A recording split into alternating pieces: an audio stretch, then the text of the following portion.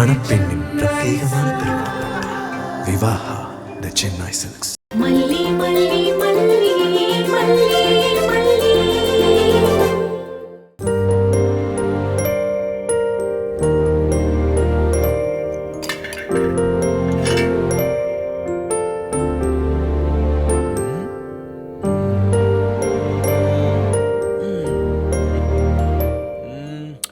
அப்புறம் மல்லி என்ன பாத்திரம் கழுவுறியா? என்னாச்சுங்க உங்களுக்கு? சமையல் பண்றத பார்த்து சமைக்கிறியான்னு கேக்குறீங்க, இப்ப என்னன்னா பாத்திரம் கழுவுறியான்னு கேக்குறீங்க? அதுவா, நேரம் போக மாட்டேங்குது மல்லி. முன்னாடி எல்லாம் ரொம்ப பிஸியாவே இருப்பனா, இப்ப வீட்டுக்கு வந்தா சும்மா இருக்கிற மாதிரியே இருக்கு. அப்புறம் நாம சும்மா இருந்தா மனசு சும்மா இருக்காதுல்ல, என்னென்னமோ யோசிக்க தோணுது. அதான் அப்படியே வந்த கேஷுவலா. அப்படின்னா டிவி பாருங்க, வெண்பாக்கு ஹோம்வொர்க் பண்ண ஹெல்ப் பண்ணுங்க. இதெல்லாம் உங்களுக்கு வேலையா தோணல? ஆம்பளைங்கன்னா அப்படித்தான், வீட்ல உள்ள வேலையெல்லாம் வேலையா தெரியாது. அட நீ வேற மல்லி, என்ன கலாய்க்கிற? விட்டா ஆம்பளை வேலை பொம்பளை வேலைன்னு டிவைட் பண்ணிடுவா போல இருக்கு. வெண்பாவையும் கேட்டுட்டேன், அவளே படிச்சுக்கிறேன்னு சொல்லிட்டா. வேணும்னா நான் உனக்கு ஹெல்ப் பண்றேனே. எனக்கா? எனக்கு இப்ப என்ன ஹெல்ப் பண்ண போறீங்க? ஏன் அந்த பாத்திரத்தை கழுவ மாட்டானா? பாத்திரமா? என்னங்க சொல்றீங்க? பாத்திரம் எல்லாம் கழுவுறேன்னு சொல்றீங்க, சும்மா இருங்க. ஏன் பாத்திரம் கழுவட்டுமான்னு தானே கேட்டேன். ஏதோ ஏரோப்ளேன ஓட்டுறேன்னு சொன்ன மாதிரி இவ்ளோ ஆச்சரியமா பாக்குற. ஏன் நான்லாம் பாத்திரம் கழுவ கூடாதா? நீங்க ஏரோப்ளேன் ஓட்டுறேன்னு சொன்னா கூட நான் சந்தோஷமா அனுப்பி வைப்பேன். ஆனா பாத்திரம் கழுவுற வேலையெல்லாம் வேணாம். நீங்க ஓரமா நின்னு வேடிக்கை பாருங்க, அந்த ஹெல்ப் மட்டும் போதும்.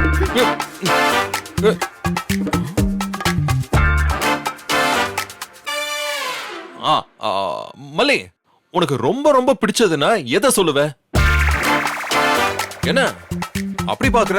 நான் ஒன்னும் கஷ்டமான கேள்வி எல்லாம் கேட்கலையே.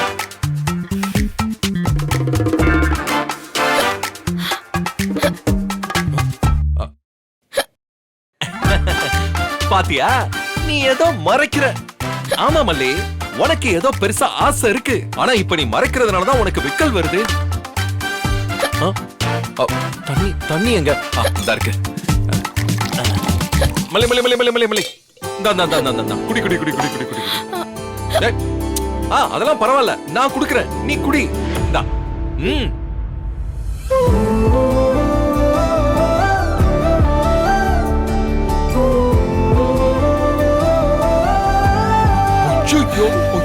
மல்லி சாரி சாரி சாரி சாரி மல்லி. அப்படியே நான் தொடச்சு விடுறேன். அப்படியே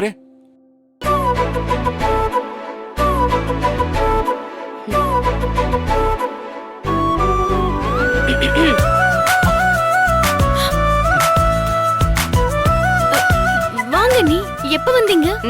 இப்பதான் ஒரு 5 நிமிஷம் இருக்கும். ஓ, 5 நிமிஷமா? மல்லி, வெண்பா தனியா இருப்பா, நான் ரூமுக்கு போறேன்.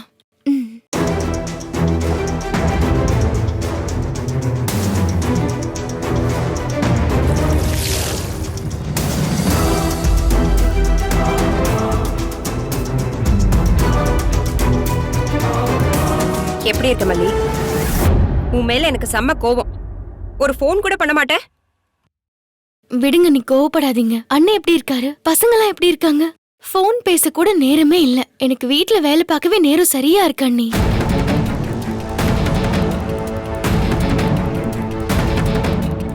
என்னாச்சு அண்ணி?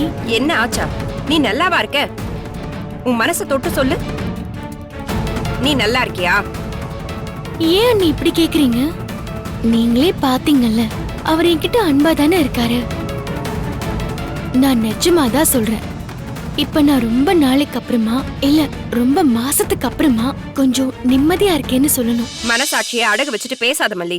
நல்லா இருக்காளா? நல்லா. அடுத்தவங்க வீட்டுல வந்து உட்கார்ந்து இருக்கிறதுக்கு பேரு தான் நல்லா இருக்கிறதா? உனக்கு அதெல்லாம் தோணவே இல்லையா? இல்ல தோணாத மாதிரி நடிச்சிட்டு இருக்கியா? அண்ணி, உங்களுக்கு நடந்ததெல்லாம் முழுசா தெரியுமான்னு தெரியல. நிறைய நடந்து போச்சு அண்ணி. அதெல்லாம் சொன்னா கூட இப்ப மூடே ஸ்பாயில் ஆயிடும். அதை விடுங்க. இப்ப புயல் ஓஞ்சு அமைதியா இருக்கிற மாதிரி இருக்கு. என்ன மல்லி பேசுற நீ? அந்த வீட்ல மகாராணியா இருக்க வேண்டிய உன்னை இப்படி நடு தெருவுல கொண்டு வந்து நிறுத்தி இருக்கிறதுக்கு பேரு தான் உனக்கு அமைதியா? அண்ணி, அப்படி நடு தெருவுல நிக்கிற நிலைமையில ஆண்டவன் எப்பவும் நம்மள விட மாட்டான். அப்புறம் நாங்க ஒன்னும் 3வது மனுஷங்களை நம்பி இல்லையே. இது நம்ம பெருமை இடம் தானே. இந்த நிலைமையும் மாறும் அண்ணி. அவரோட திறமைக்கும் தகுதிக்கும் அவர் சீக்கிரமாவே நல்லா வந்துருவாரு. ஆமா ஆமா, வந்துருவாரு சொல்லிக்கிட்டாங்க. ஏன் நீ ஒரு மாதிரி பேசுறீங்க? அவரு இருக்காரே, அவரு நல்லா வரதாவே இருக்கட்டும். அவர் திறமைக்காரர் தான், ரொம்ப படிச்சவர் தான், ஒத்துக்கிறேன். ஆனா அவர் மேல வந்து என்ன பிரயோஜனம் சொல்லு? சல்லி காசுக்கு பேராது. ஏன் இப்படி சொல்றீங்க அண்ணி? என்னாச்சு உங்களுக்கு? எனக்கு ஒண்ணும் ஆகலமா, உனக்கு தான் என்ன ஆச்சுன்னு எனக்கு சத்தியமா புரியல. நல்ல மாட்டுக்கு ஒரு சூடுன்னு சொல்லுவாங்கல்ல, பட்டும் திருந்தலையே மல்லி நீ. மல்லி நம்மளை விட படிச்சவ, அவ புத்திசாலித்தனமா எதையும் செய்வா, அவ முடிவு சரியாதான் இருக்கும்னு உங்க அண்ணன் அடிக்கடி சொல்லிக்கிட்டே இருப்பாரு. ஆனா நீ நடந்துக்கிறத பார்த்தா அப்படி ஒண்ணும் தெரியலையே. சரியான மக்கு மாதிரியில நடந்துக்கிற. இங்க பாரு, நான் சொல்றேன்னு தப்பா நினைக்காத. அவர் பலவீனத்தை மறைக்கணுங்கிறதுக்காக அன்புங்கிற பேர்ல உன்னை ஏமாத்தாம பாத்துக்க. அண்ணி ப்ளீஸ், நீங்க எதை மனசுல வச்சுட்டு இப்படி எல்லாம் பேசுறீங்கன்னு எனக்கு தெரியல. அதான் மல்லி உன் பிரச்சனையே. உன்னால மனுஷங்களை புரிஞ்சுக்க தெரியல. எல்லாரும் உன்ன மாதிரி வெள்ளந்தியா இருப்பாங்கன்னு முட்டாள்தனமா இருக்காதன்னு சொல்றேன். யாரோ எப்படியோ இருந்துட்டு போகட்டும், ஆனா நாம இப்படி நல்லது நினைச்சிட்டு இருந்துருவோம்டான்னு என் அண்ணன் அடிக்கடி சொல்வாரு. அப்படிதான் அண்ணி நான் இன்னைக்கு வரைக்கும் வாழ்ந்துட்டு இருக்கேன். சரிதான் மல்லி, இல்லன்னு சொல்லல. உங்க அண்ணன் உன்னை நல்லபடியா தான் சொல்லி வளர்த்திருக்காரு. ஆனா உலகம் அந்த அளவுக்கு நல்ல உலகமா இல்லையே. சுத்தி சூதுவாதல்ல நிறைஞ்சு கிடக்கு. கூட இருந்துகிட்டே நம்மள பயன்படுத்திக்கிட்டு தூக்கி வீசிடுறாங்களே. நமக்கு சம்பந்தமே இல்லாத யாரோ ஒருத்தர் அப்படி செஞ்சிருந்தா பரவாயில்ல, போகட்டும்னு விட்டுட்டு போயிருக்கலாம். நம்ம கூடவே இருந்துகிட்டு நம்மள பேசி பேசி கோமாளியாக்க பாக்குறவங்கள நம்பி மோசம் போறது புத்திசாலித்தனம் நினைக்கிறியா? நீங்க யார சொல்றீங்க? அவரையா? ஆமாண்டி, ஆமா. இப்ப ரொமான்ஸ் பண்ணிட்டு இருந்தியே, உன் அந்த அவரை தான் சொல்றேன். இல்ல அண்ணி, நீங்க அவரை தப்பா புரிஞ்சு வச்சிருக்கீங்க. அவர் இப்பதான் என்ன புரிஞ்சுகிட்டு என்கிட்ட அன்பா நடந்துக்கிறாரு. அடி போடி, எல்லாம் நான் சரியாதான் புரிஞ்சு வச்சிருக்கேன். மனுஷங்க எந்த சூழ்நிலையில எப்படி எல்லாம் நடந்துக்குவாங்கன்னு எனக்கு நல்லாவே தெரியும். நல்ல மனுஷன்னா எந்த சூழ்நிலையிலயும் ஒரே மாதிரி இருக்கணும். நல்லா இருக்கும்போது அக்கா அக்கான்னு ராஜேஸ்வரிய தூக்கி வச்சுக்கிட்டு கொண்டாடினாரு. சரி இருக்கட்டும், தப்பே இல்ல, அக்காவை கொண்டாடிட்டு போறாரு. ஆனா கட்டின பொண்டாட்டிய வீட்ல வேலை செய்யற ஒரு ஆளா கூட மதிக்காம, ஏன் மனுஷியா கூட மதிக்கலையே. அதெல்லாம் இப்ப கொஞ்ச நேரத்துக்கு முன்னாடி உனக்கு ஒத்தி ஒத்தி எடுத்தாரே, அது அவருக்கு மறந்துருச்சா இல்ல உனக்கு தான் மறந்துருச்சா? அண்ணி இப்ப எதுக்கு பழசெல்லாம் பேசுறீங்க? அதெல்லாம் முடிஞ்சு போன கதை. அந்த ராஜேஸ்வரி இவ்ளோ பெரிய சதிகாரியா இருப்பான்னு யார் தான் நினைச்சாங்க? நான் கூட இப்படி அவளை நினைக்கல. அவ அவளோட தம்பி மேல உயிரே வச்சிருக்கான்னு தான் நான் கடைசி வரை நம்பினேன். நான் மூணாவது மனுஷி தானே. நானே அப்படி நினைக்கிறப்போ அவர் அவளை நம்பினத எப்படி தப்பா சொல்ல முடியும்? இருக்கட்டும் மல்லி, அவரை நம்பினாரு, அவ ஏமாத்திட்டா. இப்ப அவளை பத்தி புரிஞ்சுக்கிட்டாரு. ஆனா நீ என்னைக்கு ஒரே மாதிரி தானே இருக்க, இப்ப மட்டும் எப்படி உன்னை புரிஞ்சுக்கிட்டாராம்? அது அது வந்து என்ன வந்து போய் நிழுக்கிற? நாம சில நேரம் நமக்கு பிடிச்சத சாதிக்கிறதுக்காக நம்ம மனசு சொல்றபடி கேட்டுக்கிறதுக்கு பழகிருவோம். நீயும் அப்படிதான். அவர் உன்னை நேசிக்கிறாரு, நம்புறாரு. இப்ப நீ அவர் வீட்டு பர்னிச்சர் இல்லன்னு நீ நினைச்சுக்கிற, நம்புற. நல்லா யோசனை பண்ணி பாரு. அவருக்கு இப்ப ஒன்ன விட்டா உட்கார்றதுக்கு கூட வேற எந்த வழியும் இல்ல. நடு தெருவுல தான் அவரும் அவர் பொண்ணும் நின்னு இருக்கணும். ஆனா அப்படியெல்லாம் நீ விடாம இங்க கூட்டிட்டு வந்து நீ சொகுசா உட்கார வச்சு சோறாக்கி கொட்டிட்டு இருக்க பாத்தியா? அதான் இந்த திடீர் பாசம். அன்பும் பாசமும் திடீர்னு பொத்துட்டு வந்தா அத சந்தேகம் தான் படணும். ஐயோ அண்ணி, அவர் அப்படியெல்லாம் இல்ல. தப்பு பண்ணவங்க திருந்த மாட்டாங்களா? அப்புறம் வேற என்ன மேடம்? தப்பு பண்ணவன் திருந்தலாம், தப்பு பண்ணவங்க திருந்தறதுக்கு சந்தர்ப்பமும் கொடுக்கலாம். அவங்க எப்ப திருந்துறாங்கன்னு பாக்கணும்ல. அவங்க நல்லா இருக்கிறப்போ திருந்தணும்னு நினைச்சாங்கன்னா அத நம்பலாம்.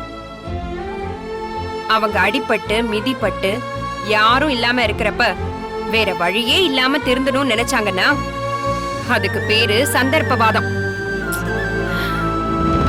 வசதி இருந்தப்ப செத்து போன பொண்டாட்டி பேரை சொல்லி சொல்லி உன்னை ஒதுக்கி வச்சிட்டு இருந்தாருல்ல, இப்ப வசதி போன உடனே செத்தவன் நினைப்பு போயிருச்சா?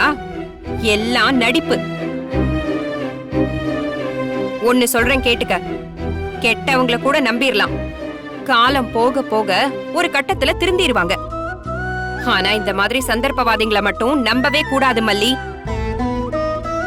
பழைய வாழ்க்கை திரும்ப கிடைச்சதுன்னு வெயி, உன்னையும் டேபிள் சேர்னு பழையபடி ஒதுக்கி வச்சிருவாரு. அதான் நடக்கும். அவ்வளவுதான் சொல்லுவேன். நீ அவரை நம்பி அனுபவிச்சதெல்லாம் போதும். உஷாரா இருந்துக்க. வயசு பொண்ணு நீ. அவரை நம்பி தாலி கட்டிக்கிட்டு அவர் புள்ளையவே உன் புள்ளையா நினைச்சு வளர்த்துக்கிட்டு இருக்க. நீ இதுவரைக்கும் சீரழிஞ்சதெல்லாம் போதும். நீ இதுக்கு மேலயும் பைத்தியக்காரத்தனமா ஏதாவது செஞ்சிட்டு இருக்காத. மல்லி, காரியக்காரங்க கிட்ட நாமளும் ரொம்ப ஜாக்கிரதையா நடந்துக்கணும். நான் சொன்னத பொறுமையா கொஞ்சம் யோசிச்சு பாரு, புரியும். இனிமேலாவது வாழ்க்கையை தொலைச்சிடாத மல்லி.